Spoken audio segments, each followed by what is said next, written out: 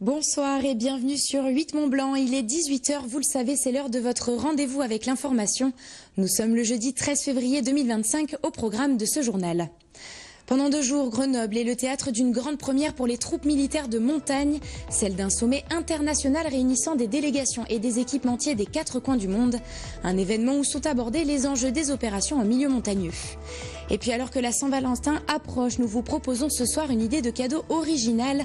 Direction Annecy, chez un fleuriste pour composer soi-même le bouquet qui fera chavirer le cœur de votre moitié. Un reportage signé Kezia Poudou. Je vous l'évoquais dans les titres, c'est une première mondiale. Ce mercredi et jeudi, Grenoble a accueilli le tout premier sommet international des troupes de montagne. Sur place, ce salon qui se déroule à Alpexpo réunit à la fois des soldats de montagne d'une vingtaine de pays, mais aussi une centaine d'équipementiers spécialisés venus des 4 coins du monde. L'objectif est le suivant, proposer des solutions matérielles et technologiques et échanger sur les enjeux futurs des milieux montagneux et de grand froid. L'occasion aussi de renforcer la coopération interarmée et interalliée, comme nous l'explique Jules Demeur qui s'est rendu sur place. C'est un rassemblement inédit pour les forces armées expertes des milieux montagneux. Le tout premier sommet international des troupes de montagne avait lieu cette semaine à Grenoble. Il réunissait l'ensemble des corps spécialisés de l'armée française, mais aussi certaines délégations étrangères. Un événement véritablement stratégique porté sur le partage des connaissances. C'est surtout une première pour regrouper l'ensemble de nos partenaires internationaux, puisque la 27e brigade d'infanterie de montagne a beaucoup de partenariats dans le domaine montagne, montagne chaude, montagne froide, milieu grand froid. Et nous avons eu l'intuition il y a un peu plus d'1 an de nous regrouper avec un prestataire, COGES et Alpexpo, pour organiser ce premier sommet. Dans un contexte international en mutation, les enjeux géopolitiques en zone montagneuse sont devenus cruciaux, mais aussi dans certaines zones extrêmes dans le Grand Nord où de nouvelles routes pourraient s'ouvrir dans le futur. Les défis qui attendent les forces armées expertes sont nombreux, d'où le besoin d'une coopération internationale sur le sujet. Au-delà du contexte, ça nous semblait intéressant. Effectivement, il y a un vrai pivot opérationnel de l'ensemble des armées, notamment l'armée française, sur les grandes problématiques européennes, sur les grandes problématiques du Grand Nord, mais également dans les montagnes chaudes, où il y a toujours, et le Proche et Moyen-Orient est là, et nous avons des partenaires jordaniens, émiratis qui sont présents à nos côtés. Effectivement, il y a un contexte général qui est assez dégradé, mais l'idée était surtout de nous retrouver en communauté de soldats de montagne. Avec les représentants jordaniens et émiratis, plus de 15 délégations internationales étaient présentes, de l'OTAN aux pays nordiques en passant par les troupes de montagne italiennes. Ils venaient apporter leur savoir-faire spécifique à chaque pays. Je pense que c'est vraiment important. Certains de nos meilleurs enseignements sont tirés de nos alliés, de nos partenaires, parce que les problèmes sont un peu différents et que nous adoptons des solutions légèrement différentes. En fait, certains des meilleurs événements sont ceux qui nous permettent de nous réunir et d'en parler. La session de ce matin, par exemple, portait sur l'appréhension des défis tactiques dans un environnement montagneux froid. Ça a été incroyablement utile. En plus de la présence d'industriels et d'équipementiers, ce sommet était ponctué de conférences et d'ateliers. L'idée étant toujours de préparer les forces armées présentes à relever les défis qui les attendent ces prochaines années dans les milieux hostiles. C'est le jour de fête des amoureux. Demain, la Saint-Valentin sera l'occasion de déclarer ou d'entretenir la flamme. Restaurant, escapade à de petits cadeaux, il existe 1001 façons de le faire. Et ce soir, on vous propose de découvrir les créations gourmandes et chocolatées du chef Meyer à Annecy. C'est un reportage signé Fanny Savard. Pour la Saint-Valentin, les chocolatiers redoublent d'inventivité pour proposer des créations toujours plus gourmandes. Exemple à la chocolaterie Meyer à Poisy. Donc on va coller le cœur principal. Pour la fête des amoureux, la chocolaterie Au Savoyarde propose 3 nouvelles créations au titre évocateur. Là vous avez le coup de foudre, ici des papillons dans le ventre. Et puis ici, sur un petit nuage.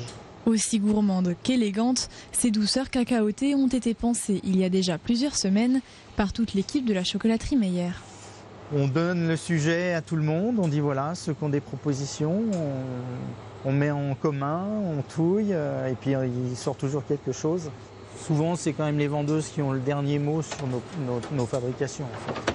Parce qu'elles connaissent les goûts des clients, elles connaissent un petit peu les tendances aussi, donc de ce qu'on vend, de ce qu'on ne vend pas. Et justement, en boutique, impossible de passer à côté. La Saint-Valentin est partout. On aime bien à chaque fête décorer la boutique pour donner un peu plus l'envie aux gens, leur faire comprendre que la fête arrive. Alors celui-là c'est lait et ça c'est noir. Mélangé mais sans alcool. Allez.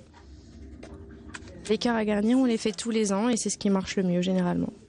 Les gens continuent à acheter des chocolats pour la Saint-Valentin. C'est vrai que nous on essaye de faire des cœurs ou des montages avec un prix un peu attractif parce que souvent les gens vont au restaurant et ils achètent le petit cadeau en plus, les chocolats, ça fait plaisir. Alors si vous aussi vous voulez faire fondre votre moitié avec du chocolat, ne vous y prenez pas à la dernière minute car ces créations originales sont vendues en édition limitée. Des créations gourmandes à déguster sans modération, bien évidemment. Et si vous voulez sortir un peu des sentiers battus cette année et offrir à votre moitié un cadeau fait avec le cœur, Kezia Poudou vous emmène ce soir chez un fleuriste annécien. Notre journaliste est allé composer soi-même un bouquet avec des conseils sur le choix des fleurs et la préparation des tiges. De quoi vous inspirer pour le jour J, regardez. Offrir un bouquet de fleurs à son Valentin ou à sa Valentine, c'est chouette, mais le composer, c'est encore mieux. Alors pour vous aider dans cette démarche, je suis ici chez un fleuriste pour un petit atelier floral. Suivez-moi. Pour réaliser un bouquet de fleurs, il n'y a pas de secret, il faut tout d'abord des fleurs. Alors pour m'aiguiller dans ce choix, je suis en compagnie de Marion Durand. Bonjour. Bonjour. Le plus compliqué, je trouve, selon moi, pour réaliser un beau bouquet, c'est finalement l'harmonie. Comment on trouve justement cet équilibre? Alors, il faut regarder en fonction des couleurs. Et puis, je parle professionnellement, moi je le fais beaucoup au ressenti. Là, on est dans la Saint-Valentin, on a l'exemple du bouquet avec du rouge, du blanc, c'est ce qui est le plus classique, on peut dire. Si on veut commencer à partir un petit peu sur du côté artistique, on va aller jouer sur les couleurs. Les camailleux de rose avec du rouge qui fait ressortir vraiment tout l'ensemble. Donc on a nos premières fleurs. Voilà. Je vous suis pour la préparation, c'est ça? C'est ça. On va aller voir les fleurs françaises du coup. Parfait. Alors voilà, Kezia, donc là je te montre toutes les fleurs du sud, ortie sud. On a les fleurs de l'étalage qu'on a pris à l'extérieur pour faire un complément. Donc comme tu peux voir, on est toujours un peu dans les mêmes tons. Par exemple, le mimosa.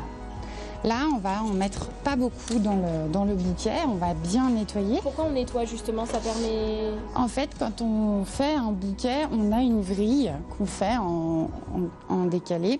Donc au bout d'un moment, on commence avec une première fleur, une deuxième, et on tourne au fur et à mesure et on descend en cascade, ce qui se fait dans le jargon fleuriste, une vrille. Pour faire une vrille parfaite, il faut nettoyer les fleurs et aussi pour pouvoir mettre le bouquet dans l'eau pour éviter que l'eau pourrisse. Donc je peux te laisser prendre une tige et puis de la même façon, tu enlèves les feuilles vraiment du bas, on ne cherche pas. On estime que c'est bas jusqu'à... Voilà, c'est bas. Ça, tu peux l'enlever parce que c'est un gourmand et le gourmand, il va plutôt nous gêner dans la confection. Donc le nettoyage de toutes les fleurs est terminé. Maintenant, on passe à ma partie préférée finalement, la composition. Comment justement on choisit le positionnement de chacune des fleurs? Parce que là, on en a quand même pas mal. Il y a une valeur sûre, c'est toutes les fleurs qu'on appelle de grande valeur avec renoncule, anémone. Et il y a les fleurs qui sont pointues. Les fleurs pointues, il faut toujours les mettre à peu près à l'intérieur et pas trop à l'extérieur. Ceci, tu mets 2 pointues, ça fait 2 oreilles de lapin et je trouve que esthétiquement, c'est pas joli. Grande valeur, du coup, ça veut dire plutôt en volume... Interne. Très bien. Donc, on va commencer par notre feuillage. Donc, je prends une branche et tu commences à faire une petite vrille déjà. Ok. Ensuite, tu prends ton petit giroflé. Alors, moi, j'enlève un peu et puis tu fais ici. Donc là, en fait, tu vas tourner. Moi, j'ai terminé mon bouquet. Il est sublime. Donc là, c'est vraiment un bouquet français, que de la fleur française, avec toutes les jolies fleurs renoncules, anémones, de saison. Et il n'y a pas de rose et c'est tout ce que je préfère. Dernière étape du bouquet, c'est le petit ruban. Le petit ruban, très important. Et après, on prend un sécateur et on égalise toutes les tiges vraiment au même niveau. Voilà. Merci beaucoup en tout cas pour ton Avec accueil, plaisir. pour tous les conseils. Même si mon bouquet n'est pas à la hauteur de mes... Il est très joli, donc merci beaucoup. Et merci à toi en tout cas d'être venu et d'être intéressé à notre métier. J'espère que ce petit atelier vous aura donné envie de confectionner le cadeau de votre moitié pour la Saint-Valentin. Et si vous n'en avez pas, vous pouvez toujours vous l'offrir à vous-même. Alors joyeuse Saint-Valentin! Une composition florale pour laquelle il faudra compter en moyenne 70 à 80 €. C'est d'ailleurs sur cette touche florale que ce journal se termine. Merci d'avoir suivi l'actualité sur notre chaîne. Tout de suite, Thierry Paul me reprend l'antenne pour vous donner les nouvelles du temps. Demain, vous avez rendez-vous avec Fanny Savard à 18 h pour un nouveau point sur l'information. Excellente soirée et à très bientôt sur 8 Mont Blanc.